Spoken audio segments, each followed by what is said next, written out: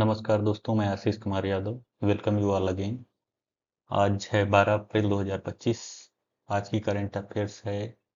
जैसा कि हम सभी जानते हैं कि हमारी कंट्री जो कि आने वाले टाइम में लगभग 5 ट्रिलियन की इकोनॉमी होने वाली है, उसी के साथ साथ हम लोग बहुत तेजी से ग्रो कर रहे हैं डिफेंस सेक्टर में। तो उसी को लेकर एक बहुत ज़्यादा इम्पोर्टेंट न्यूज़ है कि हमारे डीआरडीओ ने सक्सेसफुली जो लॉन्ग रेंज ग्लाइडेड बॉम्ब है गौरव, उसका सफल परीक्षण किया है। उसका परीक्षण सुखोई 30 MKI एयरक्राफ्ट के द्वारा चांदीपुर उड़ीसा में किया गया।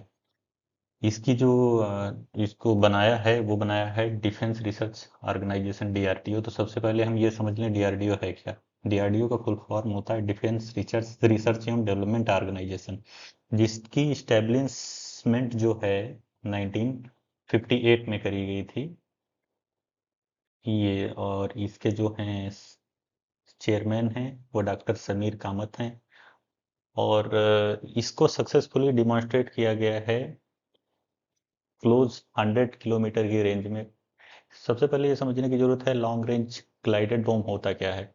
इसको एयरक्राफ्ट की सहायता से गिराया जाता है, फिर ये क्या है स्लाइड होते हुए कई जगह पे जो है डिस्ट्रक्शन काज करता है। तो ये हमारा इंडोजिनस बनाया गया इस लॉन्ग रेंज जो है ग्लाइडेड बॉम्ब है।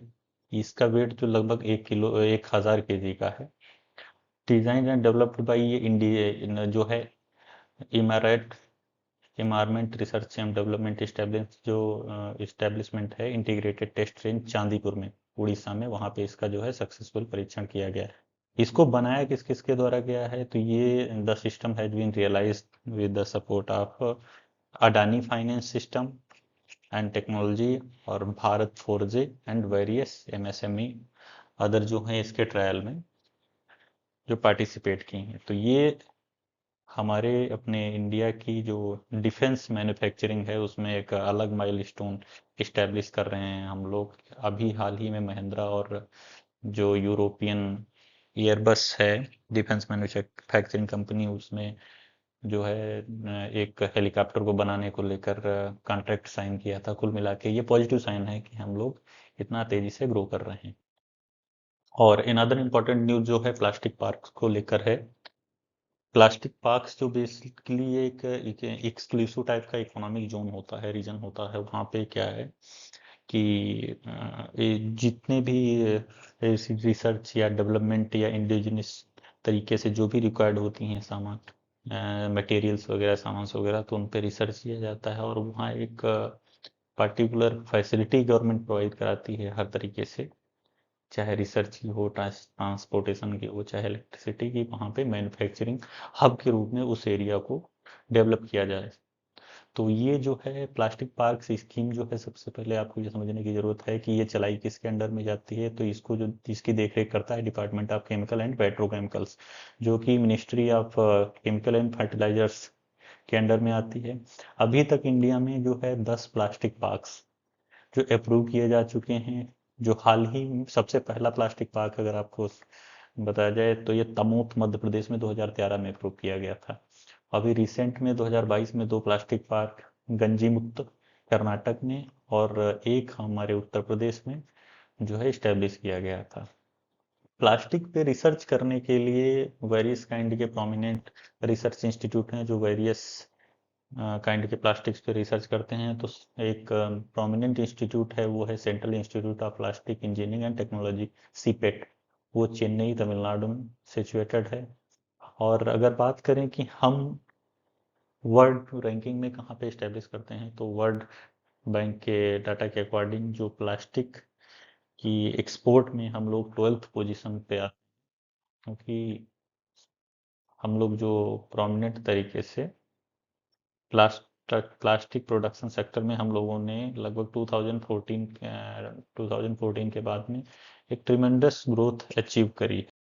ये एक पॉलीमर होता है बेसिकली प्लास्टिक, जो कि पेट्रोकेमिकल के बाय प्रोडक्ट के रूप में ही बनाया जाता है। और ह्यूज मार्केट वर्ल्ड की देखते हुए हम लोग इस पे क्या है हमारे अपने इंडिया में इस पे रिसर्च हो रहा है।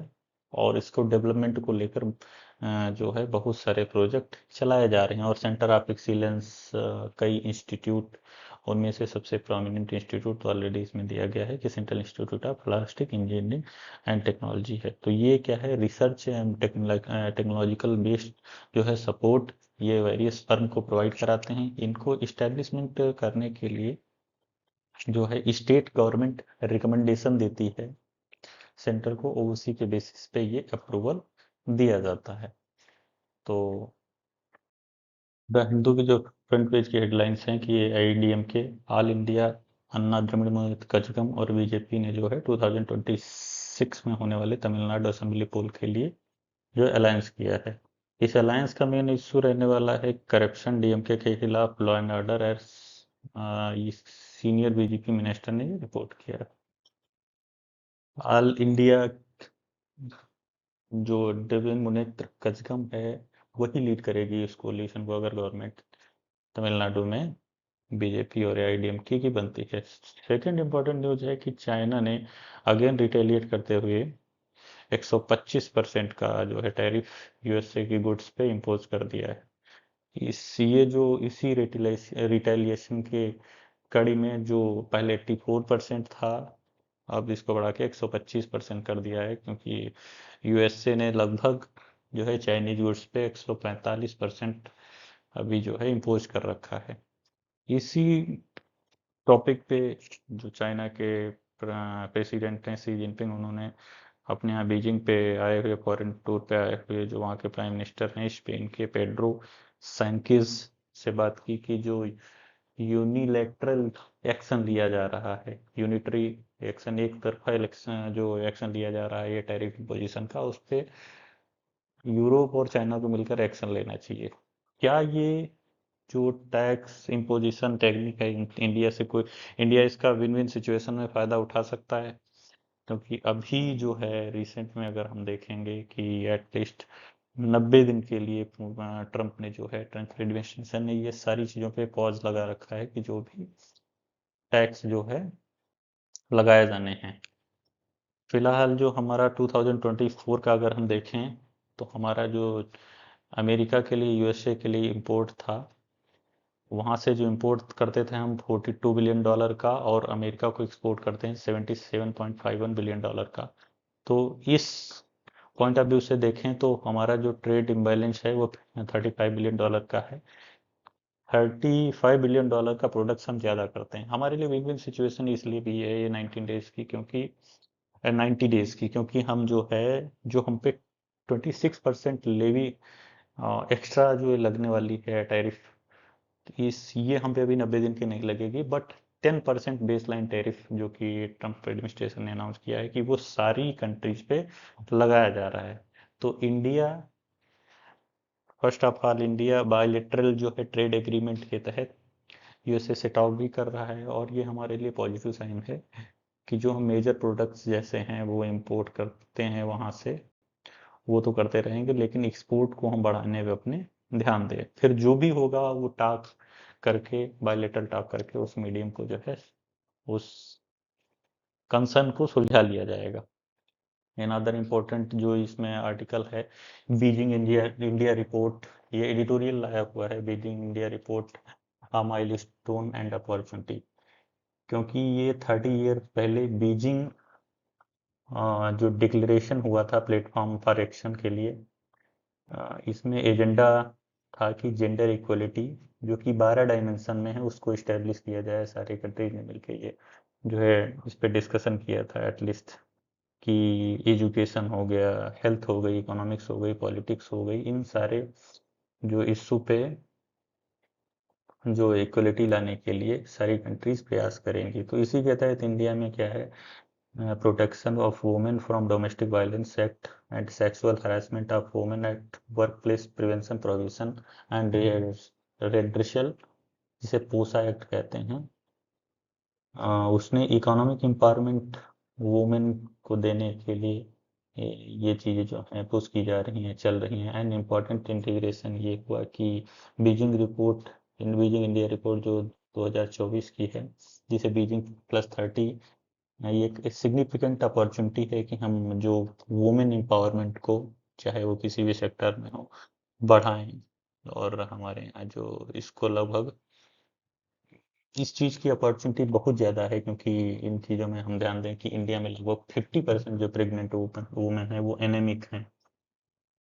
तो इंडिया में डिस्क्रिमिनेशन होने के साथ साथ अपॉर्चुनिटीज़ भी बहुत ज़्यादा हैं, क्योंकि जो फिजिकल वायलेंस बढ़ रही है, जिस हिसाब से 8% लगभग फिजिकल वायलेंस बढ़ी है, sexual violence 7.3%। Role of women in climate change, जो इंडिजिनस नॉलेज होता है किसी भी चीज़ का, चाहे सीड को प्रिजर्वेशन का हो या पर्टिकुलर कोई टेक्निक्स हो, ट्रेडिशनल टेक्निक्स हो, उनको जो वुमेन्स हैं वो पार्टिकुलरली बड़ा इंपॉर्टेंट रोल प्ले करती हैं किसी भी कम्युनिटी में, किसी भी जो टेक्नोलॉजी है उसके अडेप्टेशन में, उसको कैरी फॉरवर्ड करने। तो इन्हीं चीज़ों को देखते हुए कि 20 से 30% जो है फार्मलैंड जो है लगभग वुमेन्स के द्वारा कवर की जाती है। अगर बात करें हम national action plan on community change और state action plan on community change, तो इसके ग्रास रूट लेवल पे अगर हम इंश्योर करें तो इसमें ये देखेंगे कि वुमेन की पार्टिसिपेशन को बढ़ाया जाना चाहिए। और हाँ, आज का एक इम्पोर्टेंट क्वेश्चन है, क्योंकि जो ये अभी रिसेंट में पश्चिम बंगाल में पार्टिकुलेट मैटर के क्रिटिकल थ्रेशोल्ड लेवल को लेकर एक रिसर्च की फाइंडिंग सामने आई है कि 70 मिलीग्राम से ज़्यादा अगर पार्टिकुलेट मैटर बढ़ता है तो इससे क्या है, टॉक्सिसिटी बढ़ने के चांस ज़्यादा हो जाते हैं, ट्रिमेंडस रूप से ये टॉक्सिक हो जाता है। तो इसी के regarding national clean air programme जो है, हमारा क्वेश्चन है कि national clean air programme launched by ministry of environment, forest and climate change किस सन में लॉन्च की गई थी वो आपको बताना है। इसमें 4 ऑप्शन है, 2014, 2016, 2019, 2024। तो आपको अपना जवाब टाइप करके देना है। और जानकारी के लिए हमसे जुड़े रहें, लाइक करें, सब्सक्राइब करें। धन्यवाद।